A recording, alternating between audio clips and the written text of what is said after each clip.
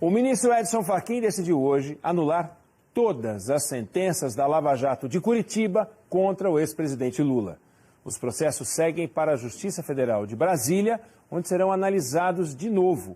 Como Lula havia se tornado um ficha suja, ele só poderia disputar a eleição presidencial em 2038. Com a decisão do ministro Fachin, pode ser candidato a presidente já no ano que vem. Para Edson Fachin, a 13ª Vara de Curitiba não era o foro correto para julgar o ex-presidente. Segundo o ministro, decisões recentes do Supremo definiram que a Justiça do Paraná só poderia julgar fatos relacionados a Petrobras, o que não é o caso das ações penais envolvendo o ex-presidente, que dizem respeito ao triplex do Guarujá, o sítio de Atibaia e doações ao Instituto Lula. Pelo triplex, Lula foi condenado a 9 anos e 6 meses de prisão pelos crimes de corrupção passiva e lavagem de dinheiro, em que teria recebido a propriedade no Guarujá como propina da empreiteira OAS. Pelo sítio de Atibaia, a condenação foi de 12 anos e 11 meses pelos mesmos crimes. O ex-presidente teria recebido propina da OAS por meio de reformas. Pelo Instituto Lula, ele é acusado de receber 4 milhões de reais da Odebrecht, disfarçados de doações. Mas essa ação já estava suspensa. Há também um quarto processo,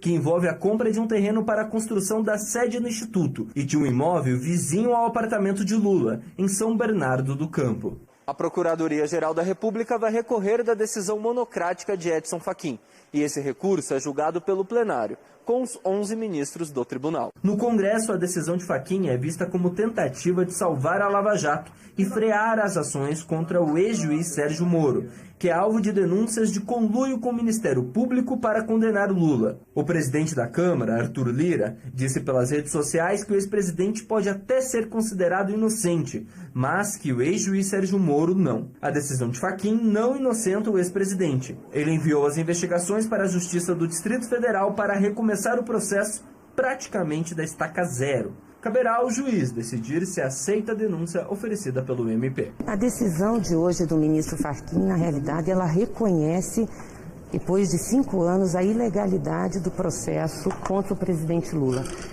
Toda a forma como foi feita, o cerceamento de defesa, a perseguição. Causa muita perplexidade a decisão tomada pelo ministro Fachin, que declara a incompetência do juiz de Curitiba, a essa altura do campeonato, após mais de 400 recursos apresentados pela defesa do ex-presidente serem negados, inclusive questionamentos sobre a competência de foro, e após trânsito de julgado na primeira, na segunda e até no STJ.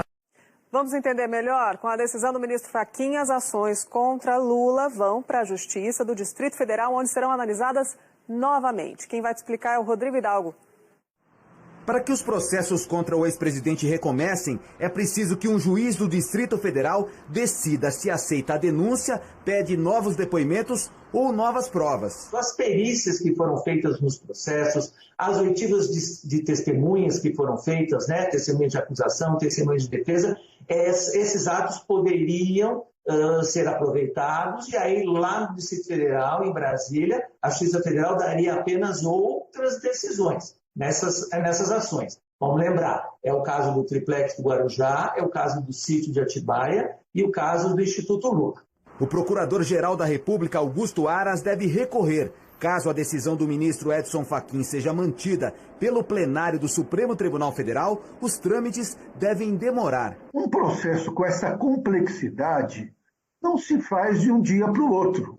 Não se resolve um problema desse, o juiz recebe o processo e no dia seguinte vai dar a sentença. Não é assim. O juiz federal da Vara de Brasília vai analisar todos os processos, as decisões estão anuladas, então vai ver se é caso de receber a denúncia feita pelo Ministério, é caso ou não de produzir novas provas e depois dar uma sentença. Uma sentença que pode ser igual de Curitiba ou pode ser no sentido oposto. Juristas ouvidos pela nossa reportagem afirmam que existe o risco de prescrição dos processos devido à idade do ex-presidente e dos diversos recursos que podem surgir daqui para frente.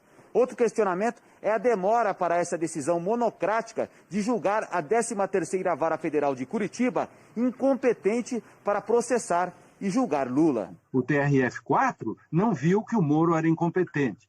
Bom, aí do TRF4 vai para o STJ. O STJ não viu que o Sérgio Moro era incompetente.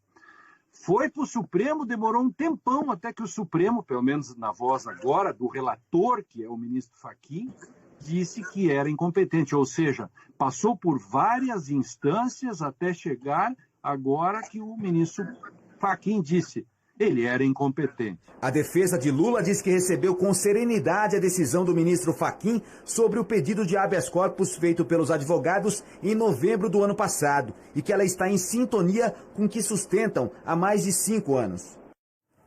Bom, vamos agora ao vivo a Brasília, onde o repórter Valteno de Oliveira tem as últimas informações sobre a anulação das condenações do ex-presidente, que devolveu ao petista os direitos políticos. Conta para nós, Valteno.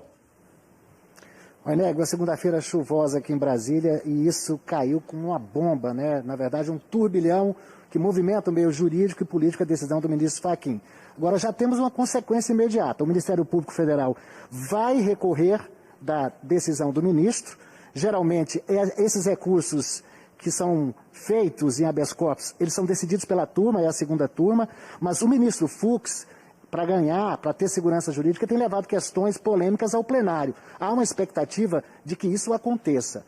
Caso o plenário confirme a decisão do ministro Fachin, aí tudo, na verdade, começa novamente aí da estaca zero, como mostramos nas reportagens, e aí a bola passa de Curitiba para a Justiça Federal aqui de Brasília. São juízes federais aqui que vão tocar essa questão relativa à Lava Jato. Eu volto com você, Oneg. Você tocou no assunto jurídico, Valteno. Agora tem o cenário eleitoral, a política, né? 2022, eleição presidencial. Como é que fica esse quadro? Olha só, paralisado o jogo. Já que a gente está falando da bola, vamos usar esse linguajar aí. O jogo fica paralisado, porque todo mundo está de olho se a decisão do Fachin vai ser ou não confirmada por um colegiado. Então a esquerda, por exemplo, Lula, Boulos, Ciro Gomes, todo mundo fica de olho. O centro também fica paralisado, olhando como é que vai ser Dória, o próprio juiz Moro, que saiu perdendo hoje, mas pode ganhar no futuro, né? Ele pode entrar aí como um player, aquele de combate à corrupção, porque há uma sinalização de que essa decisão é muito ruim para quem luta no combate contra a corrupção e a impunidade. E também o lado do presidente Bolsonaro, o representante da direita, vai ficar olhando esse jogo para saber quem é o adversário. O certo, Oneg, é que até o ano que vem, muita água vai rolar debaixo da ponte, os partidos só vão definir seus candidatos mesmo em junho do ano que vem. A gente vai ficar aqui acompanhando. Lana. Muito obrigada, Valteno. Em entrevista exclusiva a José Luiz da Atena, o presidente Jair Bolsonaro comentou a decisão sobre Lula. Abre porta para disputar as eleições. Agora, no meu entender, isso passa, obviamente, né, no mínimo pela segunda turma. Nós temos ali o Gilmar Mendes, tem o senhor Lewandowski, tem o Fachin e a Carmen Lúcia. E o ministro também, Cássio, que foi indicado por mim. Passa por aí. Não sei o que vai acontecer, tá? Mas será um descrédito para a justiça, é muito ruim para o Brasil. É só que não houve petrolão, não houve roubalheira em várias estatais, apesar de delatores, né, terem devolvido mais de 2 bilhões de reais para o Tesouro. Olha, é muito difícil entender, é complicado de explicar, mas é praticamente impossível aceitar essa maneira de funcionar do sistema de justiça no Brasil. Como é que pode julgar e condenar, mas condenar em primeira, segunda, terceira instância, colocar o sujeito na cadeia, aí 3 anos depois aparece um ministro do Supremo e diz, olha, nada disso deveria ter acontecido, nada disso tem valor. O juiz do caso não poderia ter sido o juiz do caso, o tribunal do caso não poderia ter sido o tribunal do caso. E a dinheirama que eles gastaram? E aquela dinheirama que foi toda para o lixo? Aí começa tudo de novo, tudo de novo.